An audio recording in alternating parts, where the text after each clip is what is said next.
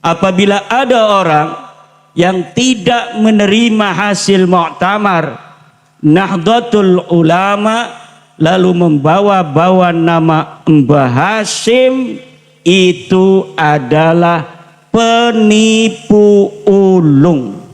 Yajibu alaihi ayyatuba halan.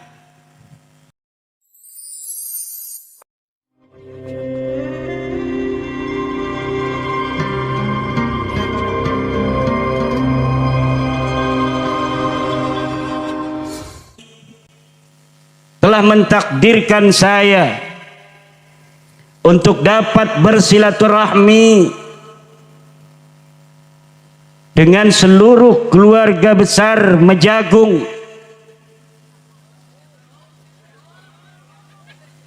Mejagong,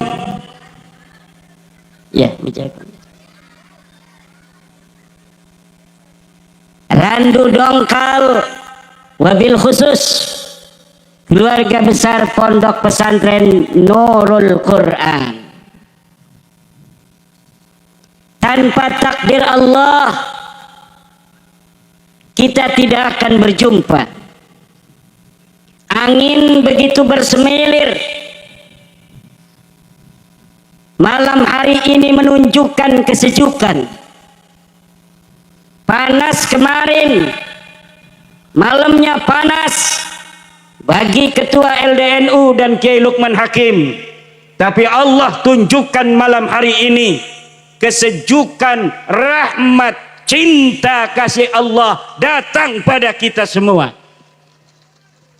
Wa qul ja'al haqqu wa zahaqal batil innal batil kana zahuqa. Ya Qahharu ya Jabbar, ya Qahharu ya Jabbar, ya Qahhar ya Jabbar. Sing ngelawan NU lungkat, ngelawan NU, ngelawan NU, wali pun akan Allah cabut kewaliannya kalau berani melawan Nahdlatul Ulama di tanah Indonesia tercinta. Sallu ala Muhammad.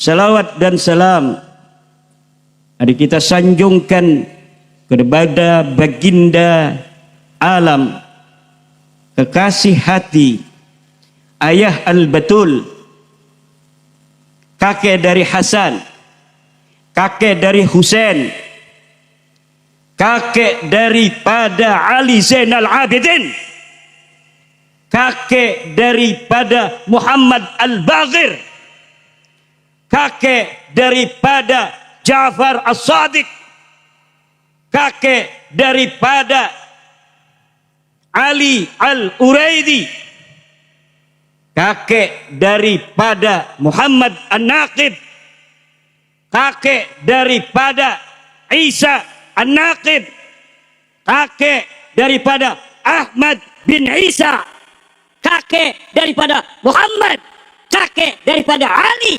kakek daripada Husain. Cukup sampai di situ 3 anaknya. La walada illa salasa. Beliau adalah baginda, kekasih jiwa yang harus kita bela kemuliaan dan kehormatannya. Namanya, anak-anaknya, cucu-cucunya. Beliau adalah Habibina wa Syafi'ina wa Maulana Muhammad, wa Maulana Muhammad, wa Maulana Muhammad. Ya Rabbi bil Mustafa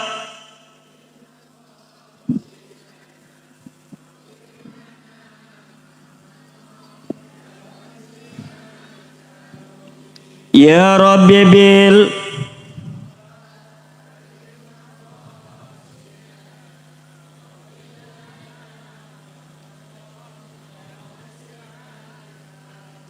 يا رب بالمالك احفظنا ولا تجعلا من لا يرانا بحب مالك الأمم.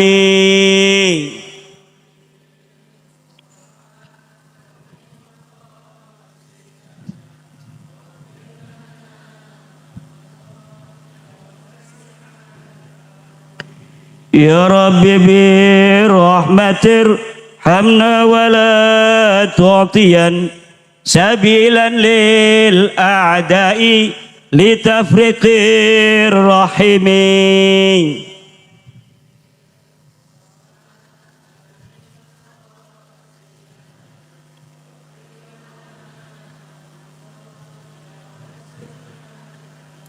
يا رب بالمخدوم لنهضة العلماء انظر ولا تتركن خدمة الحكم.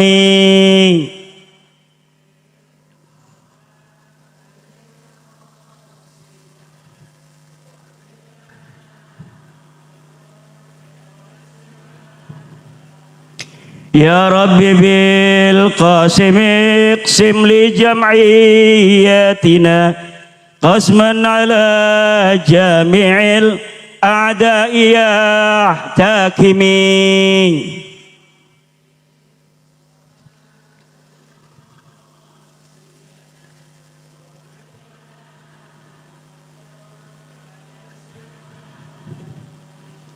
يا رب بالجعفر خلص عقيدتنا من شبه الوهابية كل مجتسم.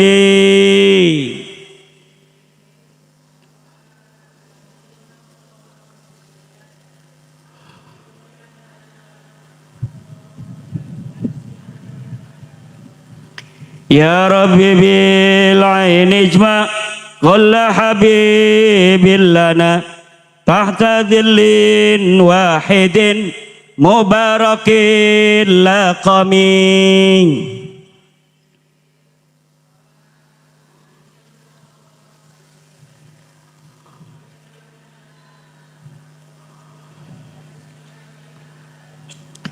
يا رب بالشاهد احقر كل حاسدنا وكل طرف منهم ولسان شتم. Yang keras.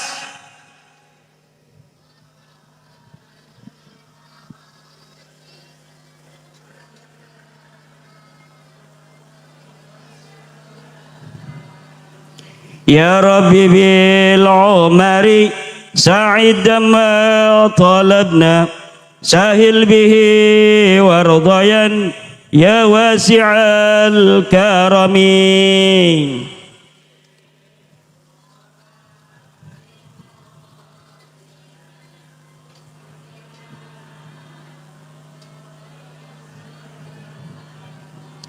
يا رب بالشرف اعطينا كل الشرف وكل خير لنا مرقى لمستنمين.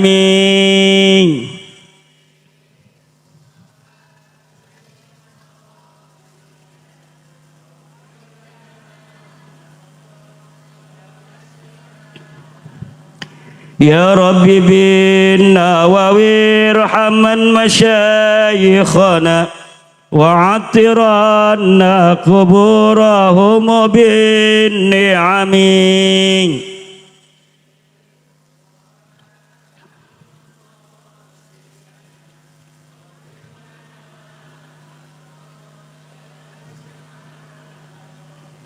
يا رب بالخالل افتح كل طالبنا واجعلهم خير منا وخير الأمم.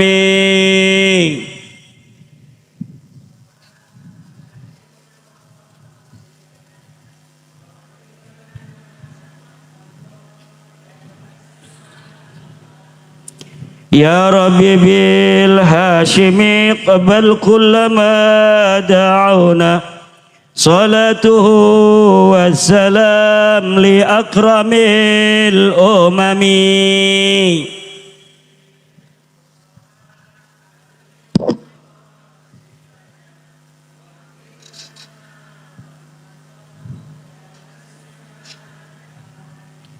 Amin Allahumma, amin Allahumma. Karena acara ini juga acara Haul Wali Songo, maka tadi sholawat yang saya baca adalah sholawat Wali Songo. Saya mengarangnya ketika berziarah ke Sahibul Burdah di Mesir. Ketika saya ada acara daurah di Iskandaria. Setelah berziarah kepada Sahibul Burdah, Allah memberikan pikiran terang untuk menulis salawat Wali Songo dengan nada burdah dari Imam Al-Busiri. Mudah-mudahan kita semua mendapatkan barokah dari para Wali Songo untuk anak-anak kita, para santri yang belajar di pondok pesantren, wabil khusus pondok pesantren Nurul Quran pimpinan Yai Luqmanul Hakim. Karena pondok pesantren ini sampai hari ini adalah warisan dari para Wali Songo. Wali Songo membuat pesantren sejak zaman dulu, menyebarkan agama Islam dengan cinta, menyebarkan agama Islam dengan kasih sayang, menyebarkan agama Islam tanpa paksaan, menyebarkan agama Islam tanpa tekanan. Budaya-budaya yang tidak bertentangan dengan agama kemudian dibiarkan oleh agama Islam. Sampai hari ini agama Islam dapat beriringan dengan budaya-budaya Indonesia, dengan budaya-budaya Nusantara. Bukan hanya dengan budaya-budayanya, tapi Islam ajaran Wali Songo ini hari ini tetap dapat berdampingan dengan sisa-sisa keyakinan dari bangsa Indonesia. Baik itu agama maupun kepercayaan terhadap Tuhan yang Maha Esa. La ikraha fiddin. Tidak ada paksaan di dalam agama. Ini adalah ajaran dari Wali Songo. Islam hari ini dipeluk oleh 90% masyarakat Indonesia tanpa pertumpahan darah. Islam dipeluk oleh bangsa Indonesia, disebarkan dengan cinta dan kasih sayang, dengan tenggang rasa, saling hormat menghormati, saling harga menghargai. Maka hari ini warisan Islam Wali Songo diwarisi secara ideologis dan secara biologis oleh Nahdlatul Ulama. Nahdlatul Ulama itu hanya satu, yaitu yang dinaungi oleh pengurus besar Nahdlatul. Jika ada orang mengaku NU tapi dia memusuhi PBNU, itu NU palsu. Kalau dia membawa-bawa nama Mbah Hashim, saya NU-nya bukan NU PBNU, tapi NU saya adalah NU Mbah Hasim, itu adalah dusta. Dia membawa-bawa Mbah Hasim, sebenarnya dia ingin memecah belah Nahdlatul.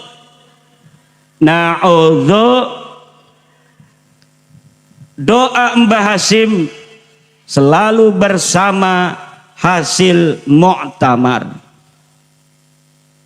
Doa Mbah Hasim ada di hasil muktamar. Apabila ada orang yang tidak menerima hasil muktamar Nahdlatul Ulama lalu membawa-bawa nama Mbah Hasim, itu adalah penipu ulung. Yajibu alaihi ayyatuba halan. Wajib dia bertobat kalau masih ingin mendapatkan keberkahan dari Nahdlatul Ulama. Amin ya rabbal. Malam hari ini ibu-ibu yang lagi melongo,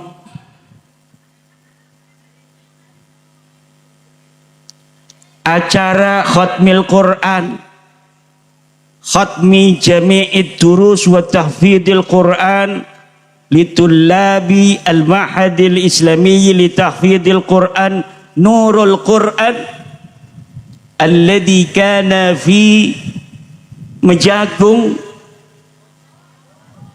Mejagong Randu Dongkal, bukan Rangda Dongkol.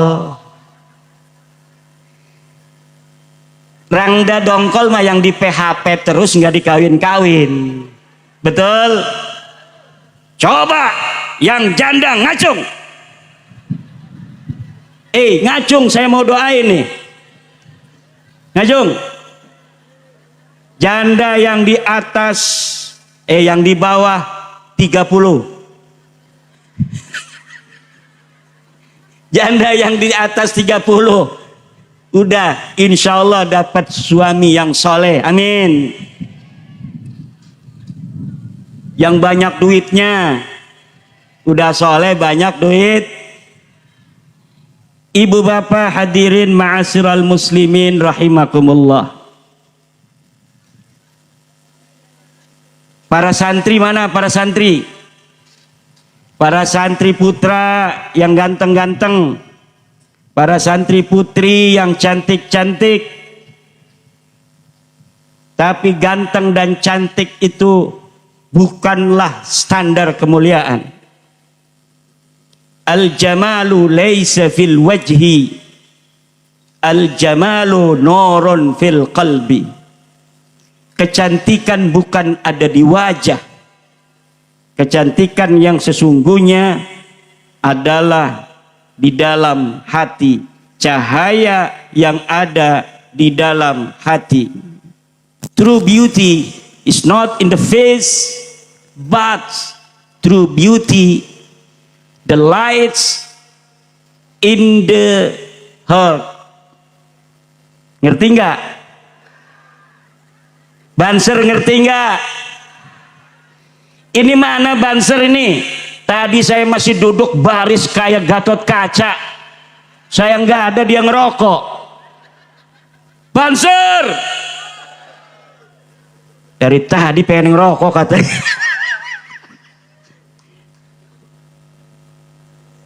Ini Banser zaman sekarang harus pandai bahasa Inggris. Kalau ada tugas dari PBNU ke Timur Tengah, pada banyak yang daftar karena bahasanya bahasa Arab. Kalau ada tugas dakwah ke Inggris, Prancis, Jerman, kita kaum Nahdiyin kekurangan kader. Maka hai para santri, jangan hanya pinter nahu sorob bahasa Arab, tapi zaman ini zaman modern. Harus bisa juga bahasa Inggris, bahasa Prancis, bahasa Jerman, bahasa Mandarin. Saya tidak akan ceramah bahasa Mandarin, takut ibu-ibu nggak ngerti. Hanya siang-siang malingseng liang tai bau.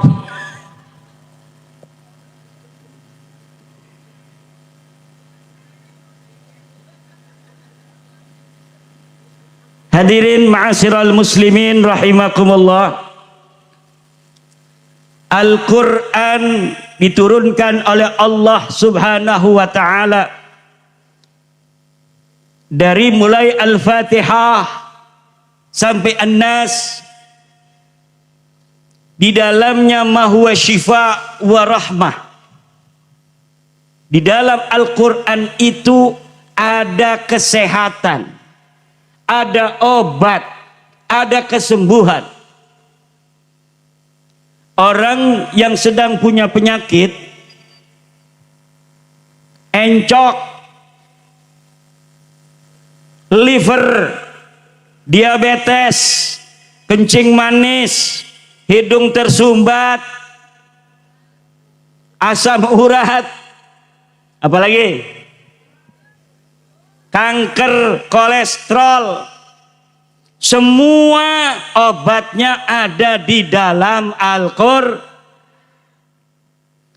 Kalau kita lagi punya penyakit terasa, lalu kita baca Al-Quran dari mulai Al-Fatihah sampai An-Nas, insya Allah penyakitnya hilang. Kalau kita tahu ayat yang mana untuk encok, enggak usah 30 juz, cukup ayat itu dibaca. Kalau kita tahu mana untuk liver, kita tidak usah 30 juz, cukup baca ayat itu.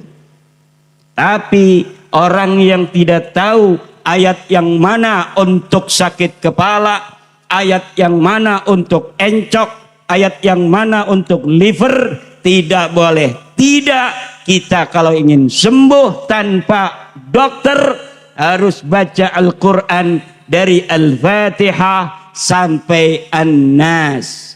Wa nunazzilu minal Qur'ani ma huwa shifaa'u wa rahmah wa la yazidudz zalimina illa khasara. Tapi kalau orang-orang zalim, walaupun dia baca Quran satu khataman, penyakitnya tidak sembuh. Kenapa? Karena penyakit yang Allah berikan untuk orang zalim adalah pelebur dosa. Di sana ada rahmah. Jadi ada syifa, ada rahmah. Kasih sayang Allah. Kalau kasih sayang Allah kepada hambanya tidak akan dikasih sembuh, karena dengan dikasih penyakit oleh Allah dia baru sadar. Kalau dikasih penyakit oleh Allah, dia baru sadar tidak mau lagi berbuat dosa. Maka di dalam Al-Quran ada syifaun, ada rahmatun. Kita orang awam pengennya syifa. Orang-orang yang sudah dekat dengan Allah pengennya rahmah. Kalaulah di dalam sakit Allah mencintaiku, maka aku memilih sakit daripada sehat. Kalaulah dalam keadaan tidak punya duit Allah mencintaiku, maka aku memilih tidak punya duit daripada punya duit. Itu orang-orang yang sudah dekat dengan. Kalau kita ya Allah pengen banyak duitnya, betul tidak? Tidak mengerti kalau dia banyak duit, ngaji Qur'annya jarang. Kalau dia banyak duit, gak sempat pengajian mingguan. Kalau Banser banyak duit, dipanggil panglima, dia ogah-ogahan, betul tidak? Maka mau sakit yang Allah beri, mau sembuh yang Allah kasih, bagi orang-orang yang sudah dekat dengan Allah, huma lahu sawa, keduanya sama bagi dirinya. Wala yazidul zalimina illa khasara. Dan tidaklah orang-orang zalim mendapatkan ditambahi apapun kecuali ditambahi kerugian. Udah waktu sehat nggak mau sholat, pas sakit belum sadar juga. Betul tidak? Ada nggak yang begitu? Lagi banyak duitnya, nggak mau riung mampulung dengan tetangga, udah mesakat, belum juga sadar. Wala yazidudz zalimina illa khasara. Zalim itu ada zalim kecil, ada zulmun kabir. Zalim kecil itu, zalim itu apa? Wad'u syai'i fi ghairi mahallih. Meletakkan sesuatu bukan pada tempatnya, itu zalim. Nah, orang zalim kalau dia sudah baca Al-Quran dari awal sampai akhir penyakitnya belum sembuh, maka itu berarti kasih sayang Allah agar dosanya hilang, dia tidak lagi berbuat zalim. Karena kalau dia itu gagah perkasa, tidak lumpuh, maka kakinya digunakan untuk menzalimi orang lain. Kalau ada orang zalim, Allah biarkan dia dalam kesehatan. Kalau ada orang yang suka mabok, Allah biarkan dia punya duit. Itu ciri-ciri dia tidak dapat rahmah, dia tidak dapat kasih sayang Allah. Zalim itu jangan jauh-jauh. Zalim kecil itu kayak santri-santri sarung laki-laki dibikin jilbab, mereknya Atlas, dibikin jilbab. Santri saya banyak. Pas saya lihat ini lagi mau acara sholat Rabu Wakasan kemarin, bulan Sopar hari Rabu, nggak muat. Di dalam masjid, di luar itu santri putri, kok ini kepalanya pada sarung laki-laki. Ternyata katanya lagi ngetren santri-santri di dunia maya pakainya jilbab yang terbuat dari sarung laki-laki. Itu zalim kecil itu. Meletakkan sesuatu, sarung yang harusnya di bawah dipindah jadi di atas. Superman tuh juga zalim tuh, Superman. Orang pakai celana dalam itu dulu, baru celana panjang. Ini Superman celana panjang dulu, baru celana dalam. Orang belum haji, dia pakai peci haji. Itu masuk zalim, walaupun zalimnya zalim kecil. Nanti orang saru, apakah dia ini sudah haji apa belum? Terpaksa orang manggilnya Pak Haji. Sopir saya pakai peci haji. Kalau ada pengkolan kan ada apa tukang parkir, makasih Pak Haji. Kata dia amin. Bukan amin, pemalsuan itu. Bisa dipidanakan di KUHP itu. Orang belum haji pakai peci haji. Ada sekarang dukun-dukun pakaiannya kayak kiai. Pemburu hantu pakaiannya kayak kiai. Pakai udeng-udeng segala macam. Ini saya pakai udeng-udeng ini, pakai jubah, karena kita lagi melawan banyak orang-orang yang hanya bermodal jubah, bermodal imamah tanpa ilmu. Karena kalau di Nahdlatul Ulama, orang-orang pinternya yang ngalim-ngalim itu lebih seneng pakai peci hitam, pakai sarungnya sarung BHS juga dapat dikasih bupati. Udah 3 tahun dipakai terus. Tidak menunjukkan kealiman dari segi pakaian. Ini ajaran Wali Songo sebenarnya. Saya pun biasanya pakai peci hitam, pakai batik, pakai celana, tapi sekarang bahaya. Saya lihat ulama-ulama NU zaman dulu di foto-foto kenangan Nahdlatul Ulama tahun 39 di Banten Muktamar, semuanya pakai jubah, pakai imamah, pakai sorban gede-gede.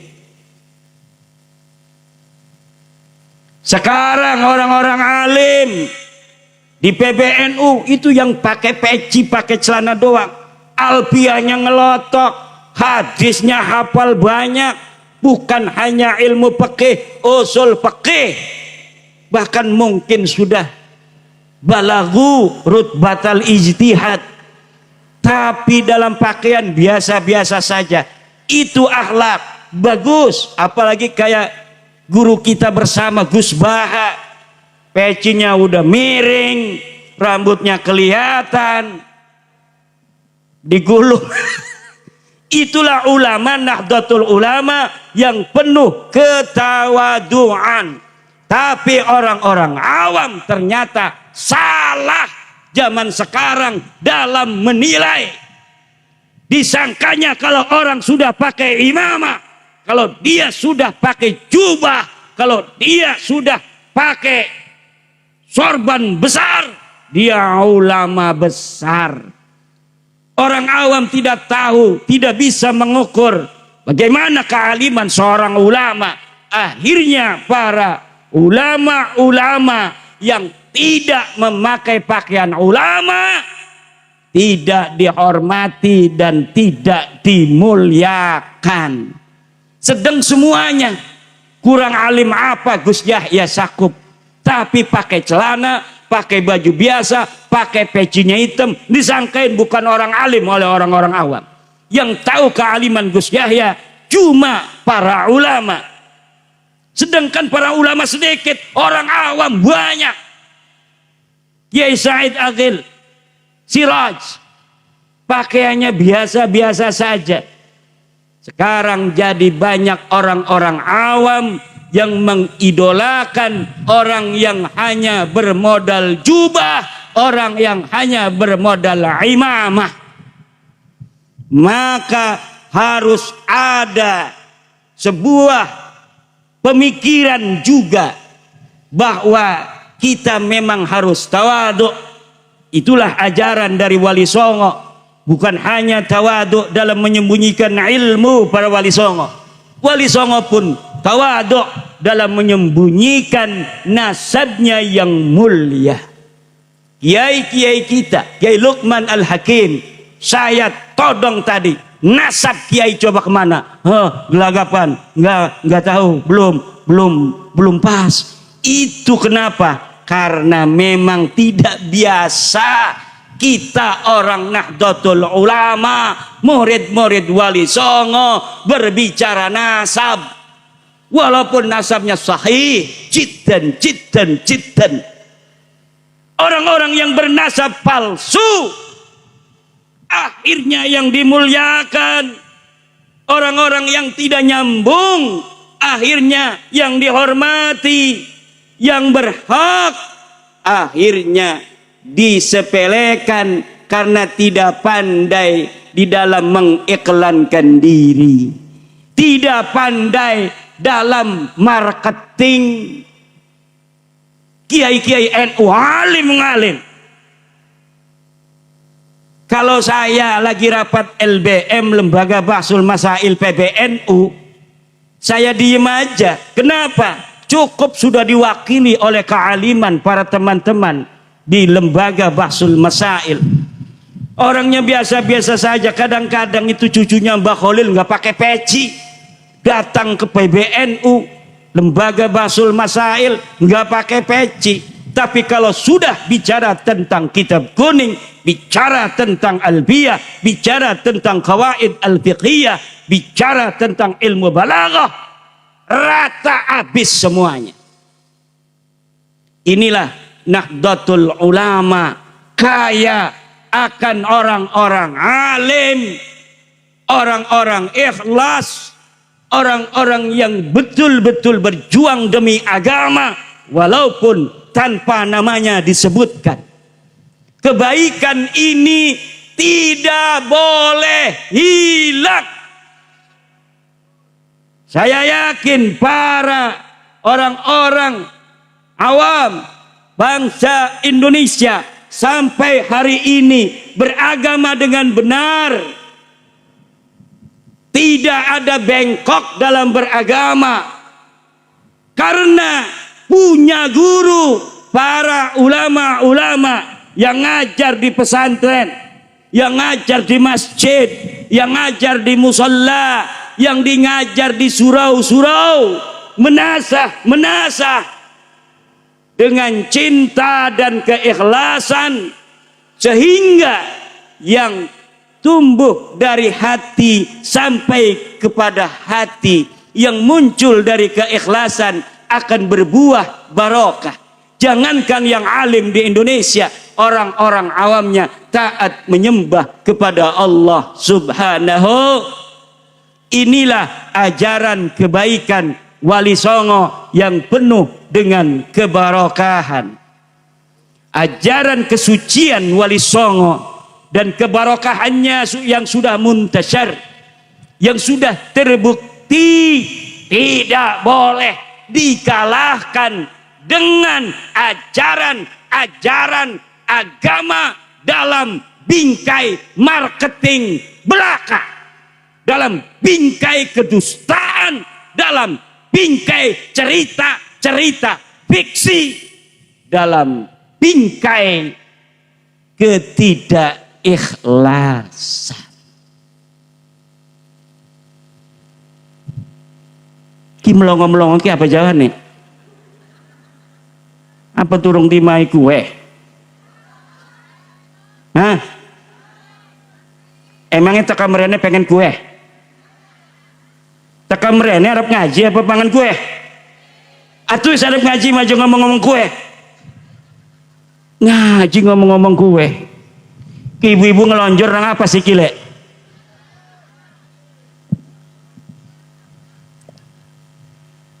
Jere Kiai Mustafa Kiai ngomong Jawa bae. Jawa sing Banten memirip karo Jawa Pemalang. Lamun Jawa Banten digawa ning Jogja mbeke diguyu. Tapi lamun digawa Pemalang mah 11-12 kayane nggih. Nggih ta mboten? Understand? Ku bisa ibu-ibu bahasa Inggris. Jere orang ngerti.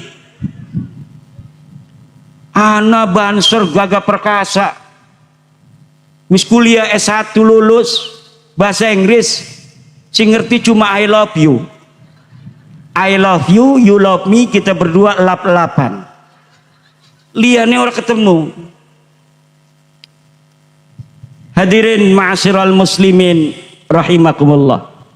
Ajaran Wali Songo dari semua segi aspek keislaman harus dipertahankan oleh pewaris ideologis, yaitu pengurus besar Nahdlatul Ulama beserta seluruh jajaran dari mulai PWNU, dari mulai PCNU sampai kepada MWC dan ranting-ranting, bentuk sebuah kajian apa dulu di daerah Pemalang yang diajarkan oleh kiai-kiai Pemalang zaman baheula. Bagaimana cara beragama, bukan hanya agama dari sisi aspek fikih dan tauhid, tapi dari budaya-budaya masyarakatnya seperti apa. Zaman dahulu yang diwarisi dari Wali Songo jangan sampai dihilangkan, karena ajaran Wali Songo sudah terbukti membawa kebarokahan, toleran, moderat, saling harga menghargai, cinta mencintai, tidak ada intimidasi, betul? Tidak ada ngancem-ngancem orang, betul? Ajaran siapa orang yang tukang ngancem-ngancem orang? Tidak ada ajaran Wali Songo tukang ngancem-ngancem orang. Ada yang salah kalau orang beragama hanya berbeda pendapat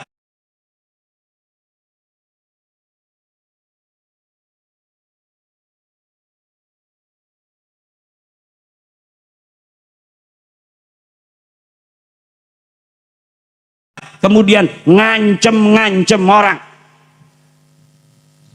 Keutuhan bangsa, keutuhan agama, kecerdasan masyarakatnya, itu yang harus dijadikan nomor satu. Tetapi kalau orang suka ngancem-ngancem orang, kalau bapak-bapak punya anak, anaknya suka ngancem-ngancem kelompok lainnya, berarti anak bapak salah dalam bergaul dalam bidang keagamaan. Kalau anak bapak sudah kelihatan benci ngelihat polisi, benci ngelihat TNI, benci ngelihat Pak RT, itu ciri-ciri bahwa anak bapak sudah salah dalam bergaul. Kalau santri-santri NU lihat, luar biasa bagaimana PBNU menyikapi Rempang di Pulau Batam yang sedang bergelora, tidak membawa massa. Kalau membawa massa NU nggak muat Jakarta, cukup ketum duduk dengan didampingi beberapa orang, 4 orang, lalu memberikan masukan kepada pemerintah bahwa, kata PBNU dalam bahasa saya, kasus Rempang harus diselesaikan dengan seadil-adilnya, dengan menghormati hak-hak masyarakat, dengan tidak membela para pengusaha, tetapi membela rakyat kecil. Itu PBNU.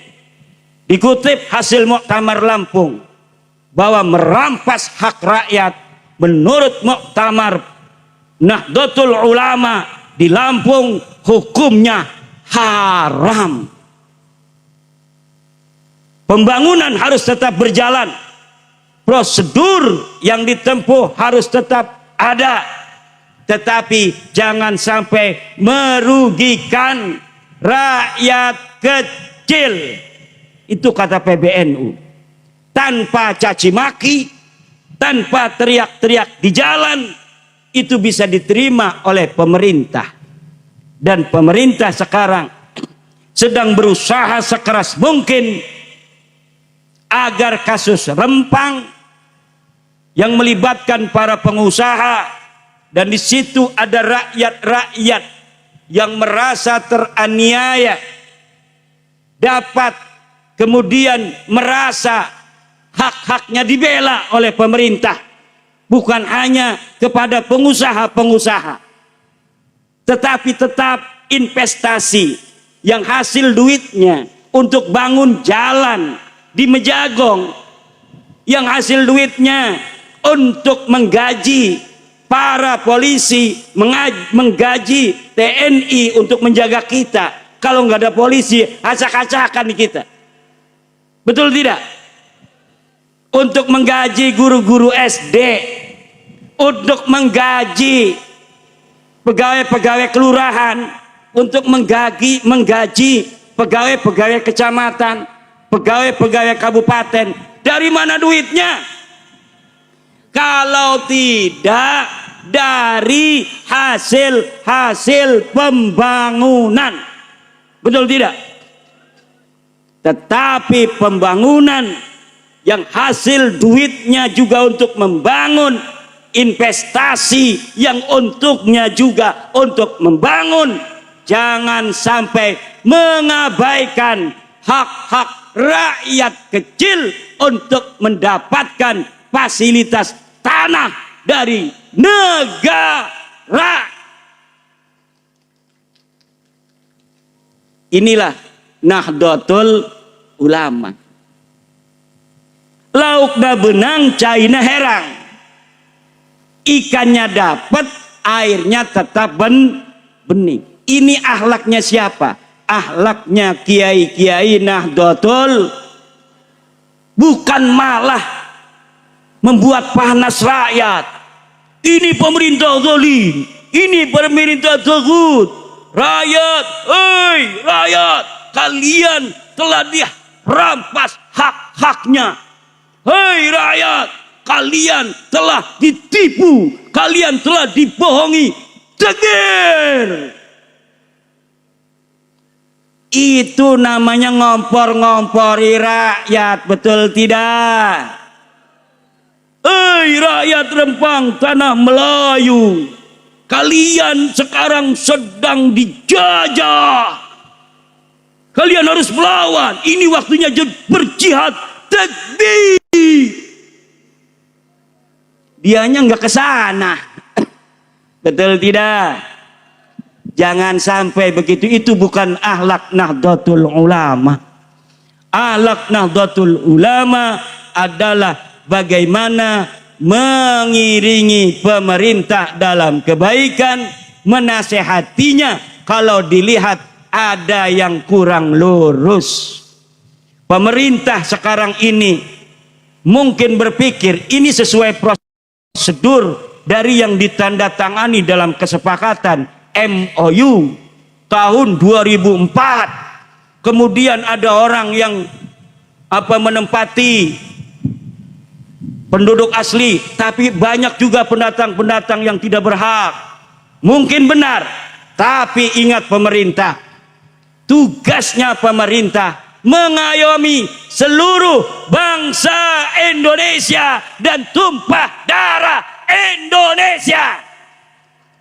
Bukankah kita mencari untung dari investasi ini untuk rakyat? Betul? Lah kalau untuk rakyat, ini rakyat, maka ini saja dulu yang di nomor satu. Fa illam yastati' fa bilizani wa illam yastati' fa biqalbihi. Dzalika ad'aful.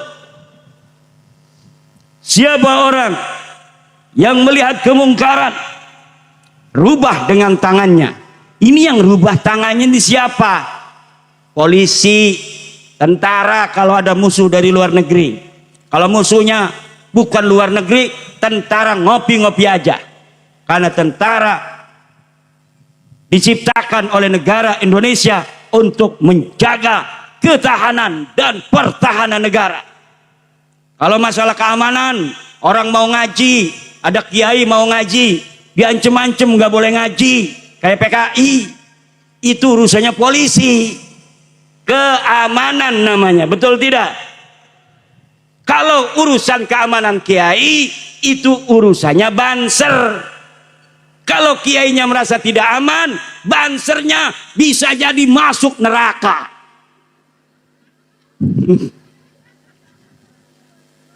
Sangkain mau ngejendulin. Banser tugasnya dibentuk oleh Nahdlatul Ulama untuk menjaga kiai, tidak menjaga yang lain. Banser menjaga kiai. Menjaga siapa? Karena menjaga warga NU tugas polisi. Betul tidak? Tapi kalau kiai mau kemana-mana, kiai mau gilir. Mau kemana? Kalau ada apa-apa gimana? Maka banser harus ikut gilir. Mudah-mudahan ada tetangganya. Kalau rakyat, ini tugas amanannya Bapak Polisi dibantu oleh seluruh warga masyarakat untuk menjaga keamanan dan ketertiban. Kalau dengan lisan itu LDNU kiai. Tugasnya LDNU merubah kemungkaran dengan lisan. Dengan hati siapa? Dengan hati adalah orang-orang awam dan kiai. Orang awam dengan pasrahnya, orang alim kiai dengan iman dan tawakalnya. Makanya beda. Lafaz dalika ad'aful iman. Ini dalikanya kembali kemana? Dalika isim isyarah untuk jauh. Hada isim isyarah untuk dekat. Daka isim isyarah untuk jauh, dalika untuk yang lebih jauh. Hada, daka, dalika. Hadis ini diriwayatkan oleh Al-Khudri. Pertama biyadih, dengan tangan. Yang kedua bilisani, dengan lisan. Yang ketiga biqalbih, dengan hati. Dalika, ini dalikanya kembali harus kepada yang jauh dalam ilmu nahu.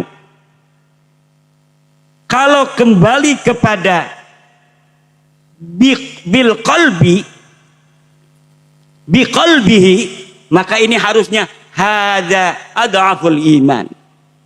Kalau kembalinya kepada bilisanih, menggunakannya dzaka, menurut Ibnu Malik itu adalah untuk jauh.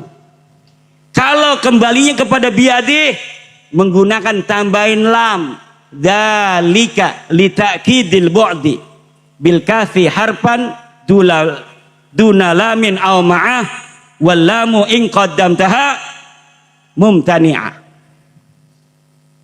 Berarti dalika ini kembalinya kepada yang jauh, karena dalika ini adalah isim isyarah jauh. Dalika merubah kemungkaran dengan tangan itu adhaful iman, yang paling lemahnya iman.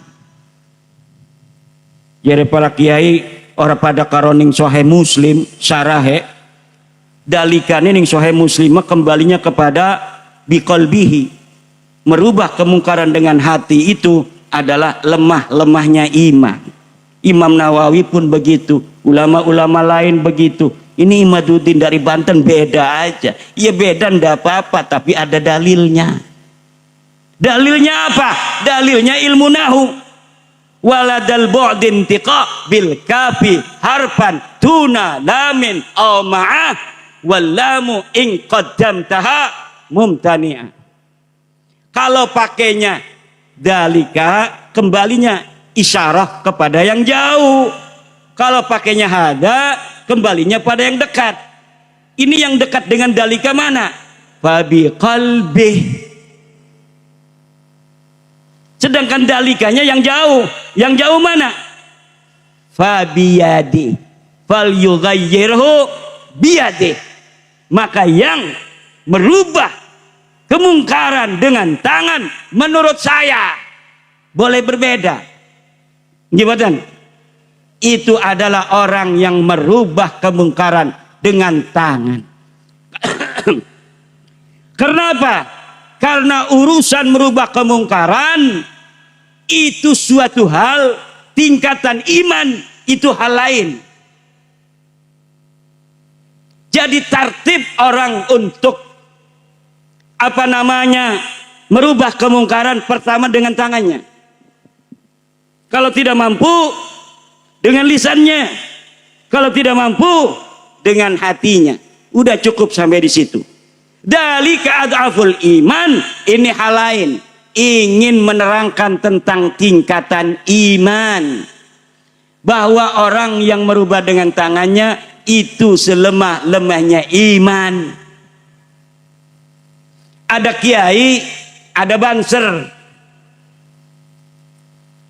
Suatu hari banser lewat, ada orang main catur depan musola, di serambi musola main catur. Banser lewat, diapain? Diambil caturnya, dibanting. Betul tidak?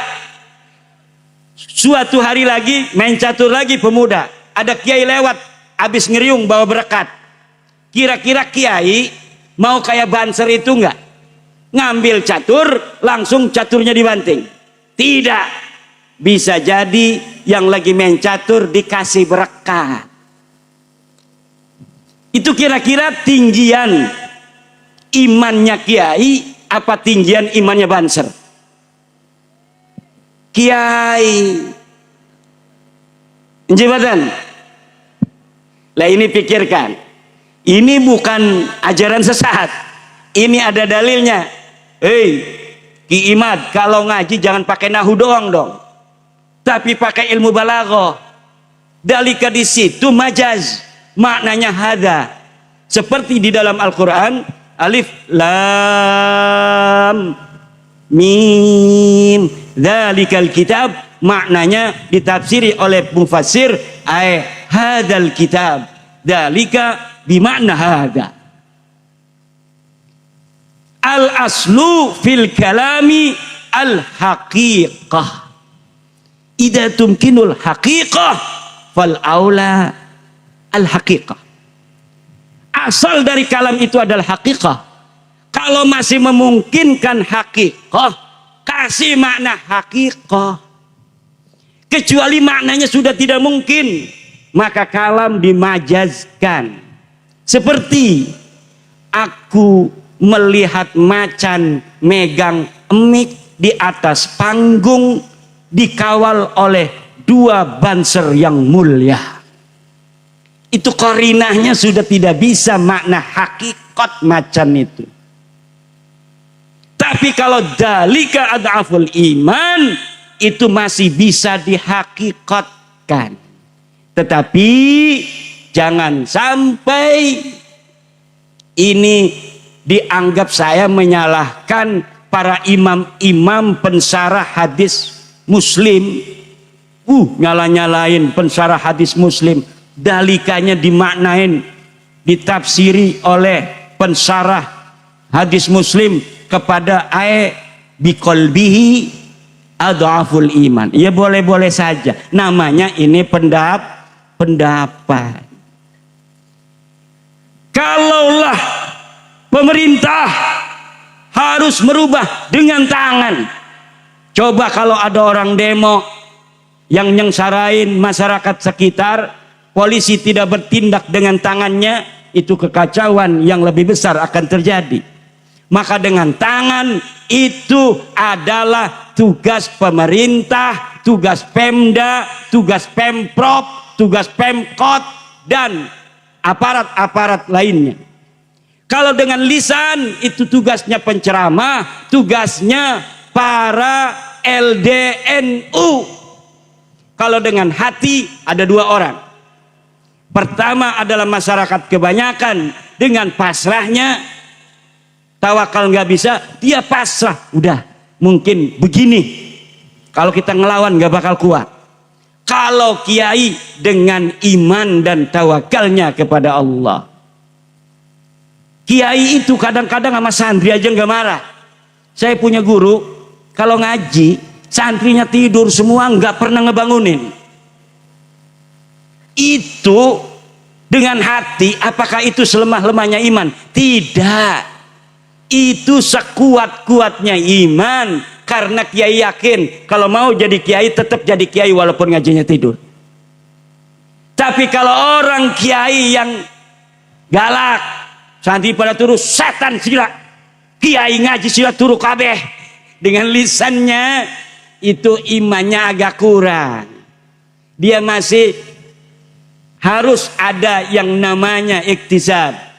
Apalagi kalau yang sampai datengin itu santri yang tidur, ngejewerin, diseborin semua, biadi, itu lebih lemah imannya. Pikir ge aja marah-marah dingin. Kita boten. Ini adalah fikih peradaban. Sekarang ini NU memasuki abad yang kedua, ibu-ibu. Nahdlatul Ulama itu 100 tahun. Ibu-ibu kedelengnya masih anak umur 40, ibu 50, kok masih nomekenen sih? Masya Allah, awet muda ibu ki, Masya Allah. Umur NU sudah 100 tahun, kita memasuki abad yang kedua. Dalam abad kedua ini PBNU mencanangkan membangun jagat, merawat jagat, membangun peradaban. Merawat jagat, membangun peradaban. Apa aja? Merawat jagat, membangun peradaban. Kita tinjau ulang fikih-fikih yang dikarang oleh ulama-ulama kita yang barokah itu, yang sudah 1000 tahun, yang sekira-kira sudah kurang pas lagi kesimpulannya, dengan suasana modern hari ini, di mana ada teknologi, ada internet, ada HP, ada Android, ada aplikasi, ada lain sebagainya. Sesuatu yang apabila kesimpulan itu sudah tidak cocok lagi dengan zaman kita hari ini, maka bisa kita tahqiqul manat kembali. Kita verifikasi relevansinya dengan syarat-syarat yang sesuai dengan syarat-syarat ijtihad. Yang boleh melakukannya adalah mereka yang qad balagha rutbatal ijtihad, qad tawaffara syurutul ijtihad fih. Dia sudah bisa nahu sorobnya daqiq, ilmu balaghanya daqiq, qawaid fikihnya daqiq, usulul fikihnya daqiq, ulumut tafsirnya daqiq, ulumul hadisnya daqiq. Kemudian dia sudah banyak membaca kitab-kitab ulama sebelumnya sebagai presiden. Kemudian dia menyimpulkan dengan kesimpulan baru yang tidak bertentangan dengan Al-Quran, Al-Hadis, Ijma' dan Qiyas. Itu yang sedang dipikirkan Nahdlatul Ulama untuk menyongsong peradaban baru Nahdlatul Ulama di abad kedua NU, agar NU tidak ketinggalan zaman. Karena ulama-ulama NU luar biasa. Di pondok-pondok pesantren, para ulama-ulama kita ini kalau ada di Timur Tengah udah luar biasa. Tetapi mereka tawadhu, mereka wara'i, hanya mengajarkan kitab-kitab yang sudah ditulis ulama. Mereka sudah bisa menulis kitab, tapi banyak dari mereka yang enggan menulis kitab. Mereka banyak yang pandai menulis syair-syair Arab, tapi mencukupkan di dalam cara menyelesaikan kesimpulan yaktafi bima kana fi kutubit turas, yang nanti mungkin hari ini masih cocok, tapi 10-20 tahun lagi ini mungkin sudah ketinggalan zaman. Karena apa? Karena teknologi semakin cepat meninggalkan peradaban-peradaban lama, sementara kitab-kitab kita ini tidak bisa menjawabnya kalau tidak ada verifikasi relevansi lagi daripada ilat-ilat fikih yang ada, kesimpulan-kesimpulan yang dihasilkan, maka nanti akan ada kekosongan hukum. Oleh karena itulah, ayo Nahdlatul Ulama dari mulai PWNU, PCNU, kita persiapkan generasi-generasi muda Nahdlatul Ulama yang mampu untuk membaca keadaan hari ini, tapi juga dia bisa membaca keadaan di masa yang akan datang.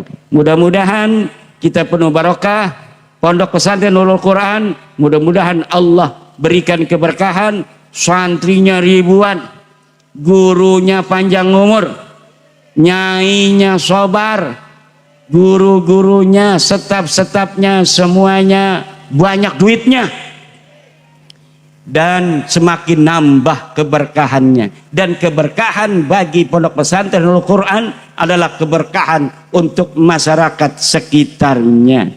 Demikian, wallahu huwal muwaffiq ila aqwamit thoriq. Wassalamualaikum warahmatullahi wabarakatuh.